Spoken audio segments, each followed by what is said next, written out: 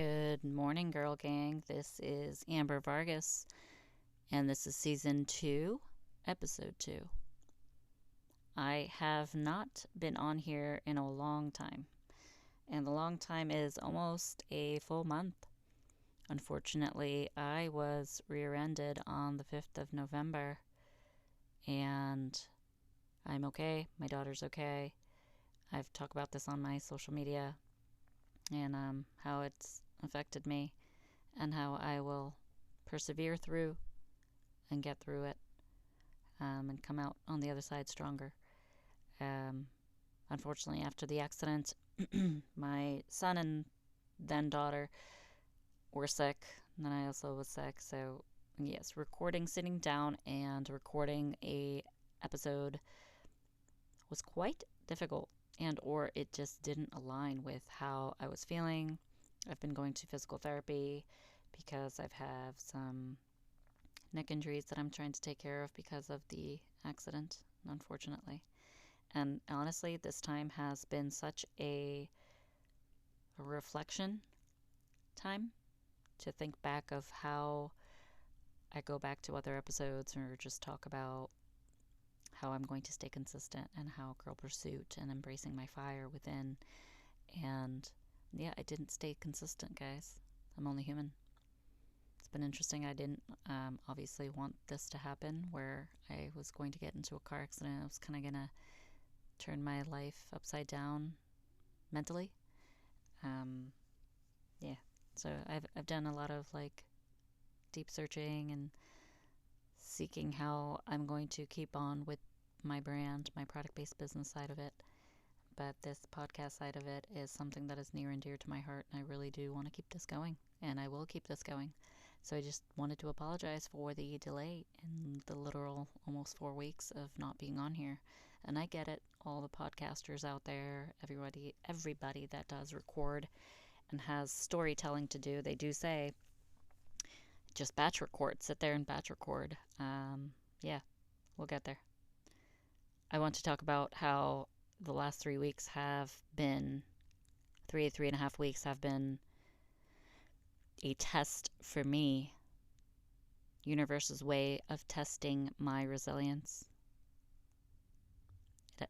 Some days were really rough. I didn't want to open up the laptop. Some days I felt like giving up the whole thing. Literally, the whole thing. The brand, the business. Because I was just waiting for things to show up or conversions to happen or many likes and views, and gosh, the damn algorithm to try to figure out or stay on top with social media. Some days I just went silent. I was dormant. I could care less. And sometimes you need that. And it's okay. It's okay to rest and reset. Do you guys rest and reset? It's weird for me because I'm always on the go, go, go. And a lot of times I don't know what I'm doing if I'm not doing anything, if that makes any sense. I recall the couple of days after of being in an accident, I felt so unproductive, and I kept like bitching to my husband and my close friends of how unproductive I was, how I felt so unproductive and so like, what the hell am I doing with myself? I feel so useless. And I don't know, maybe that's something I needed again to kind of show me you have to take a break or take a step back and look at yourself and analyze what really matters, what doesn't matter, or just realigning yourself. I met this wonderful woman at an empowerment event that I was proudly a participant on a panel of asking questionnaires, so I really appreciate Chanel. From Chanel, she has Let's Get Social in Central Orlando area. And I met this wonderful lady. Her name is Renee. She also has her own business, and how she's just told me, and this was actually right after, a couple of days after I already had this meetup, this empowering, gosh, words sometimes come out and they don't come out. My brain goes faster than the words actually come out of my mouth. So this event was already set, and I was already going, and I had the accident the 2 days prior. So I popped in an ibuprofen, and I went, and it was actually a really good event to go to. Not that I really understood how much pain I was actually in, but I pushed through it. I had that grit in me to just keep going, that grit in real life to keep pushing forward. And it's almost like ingrained in me where I have to keep going. But this lovely lady that I met, her name is Renee, and she told me that everything happens for a reason. And even our meet, the way that we met and had such a great, deep conversation, and how we still wanted to get together after our meet at that event to keep talking more. Well, it hasn't happened, unfortunately, because of how the family dynamic and life happens, and kids got sick. But just saying and just trying to understand, what did she mean by that? Like, everything happens for a reason. If I had to go back and tell you guys, I was behind this lady that rear-ended me. She obviously was negligent, wasn't paying attention.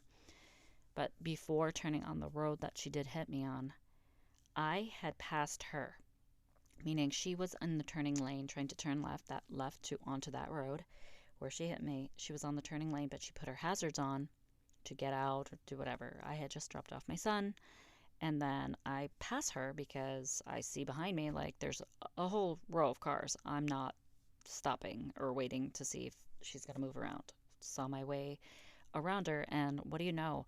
I was the only car to pass her. She took the hazards off and then just kept going. She was behind me, and I kid you not, after the accident, my mind right away was like, why the fuck did I pass her? Why did I pass her? Why did I pass her? Did I pass her because this was meant to happen? I don't know. I'm still like boggled by it sometimes, and then meeting this wonderful lady Renee a couple of days after, and her saying, like, everything happens for a reason. And what was the reason? What is the universe trying to tell me? I really don't know. Maybe it's to reassess, realign, repurpose, or double down and get it. Like, immensely, intensely get on pursuing the pursuit of being a girl.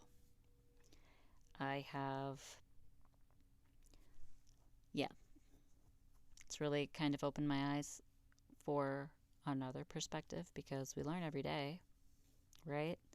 Even if it's a little minute little thing, I believe we learn every day, and if we take it with a grain of salt and really apply that to life and try to understand, wait, something has to either shift or something needs acknowledgement.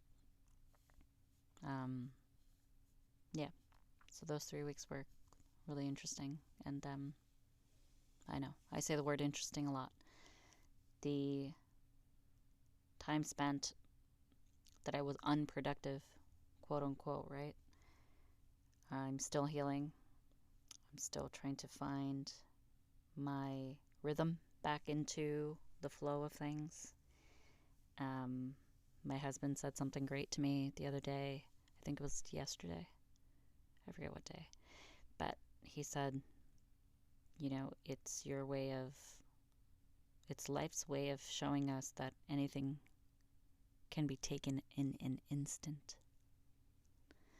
I was telling him and, sharing my feelings to him about how I have never, before this accident, gotten into a collision before. In my almost 20 years of driving, I've never been in a collision. And I don't know why I'm being such a wuss about it, but I was so attached to my vehicle. And I felt like it was the worst thing ever, that I was like being taken away from my vehicle, and it's just something that I was always reliant on. And I hold it as value of, like, how is that? I was saying, like, how unfair is it that my life has gotten shaken up because of this goddamn woman and her negligence. Unfortunately, she also had a daughter sitting in the car with her, and that poor girl saw the whole accident because she was facing forward, obviously seeing the accident happen. So she was beside herself. They're okay too, as long as everybody's okay, right? Still can't get over the fact of what the fuck. Really pissed off at that.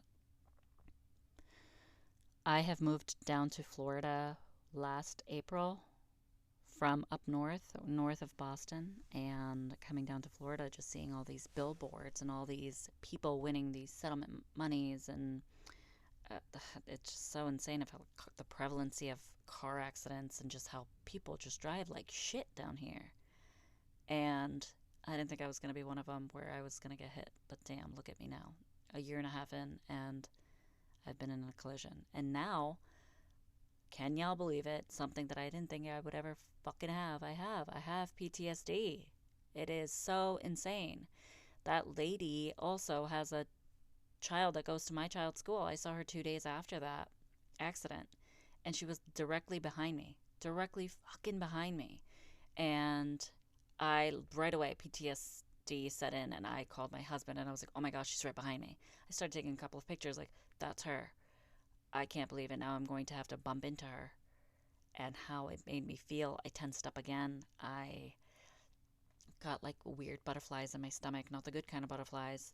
And it sucked. My son was in the car, my poor beautiful boy. He was just like, Mom, you'll be all right. Mom, I'm here. Mom, you're safe. And like he was just trying to console me and my sweet child. And how sad that life has to like be that way for me. Yes, I know. There's so many people, millions of people that have it worse than me, but this is my life and this is my story. And this is what's sucky about my life right now.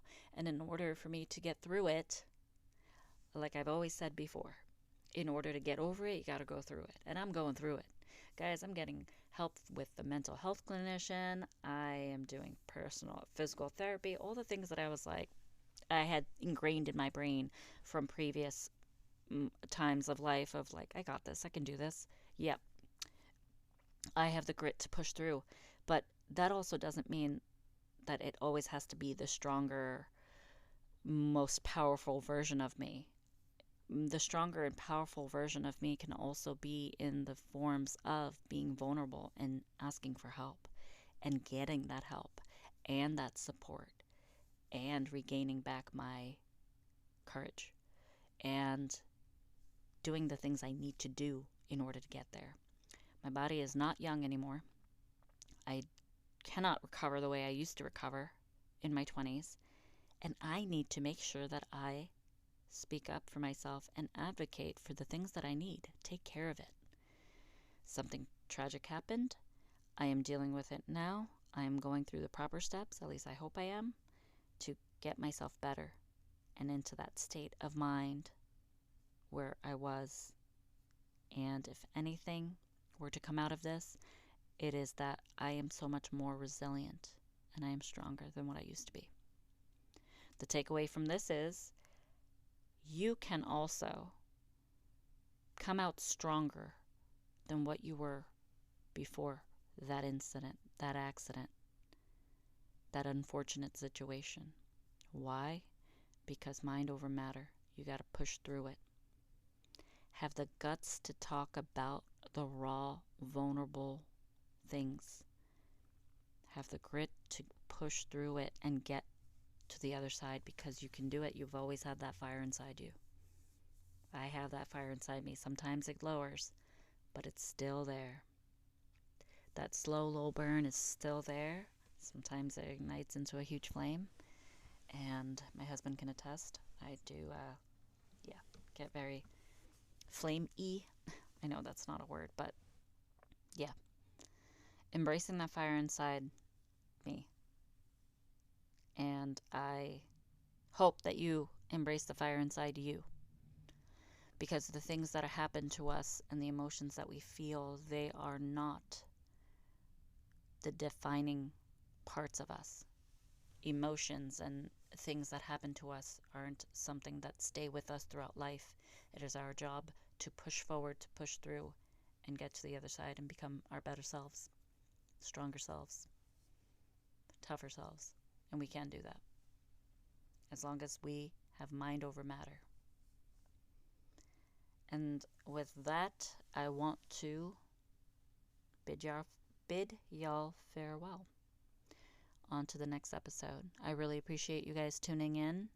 And once again, my apologies for not being on for a few weeks, but life happens. I am only human. Take care, Girl Gang. This is Amber Vargas, founder and owner of Girl Pursuit.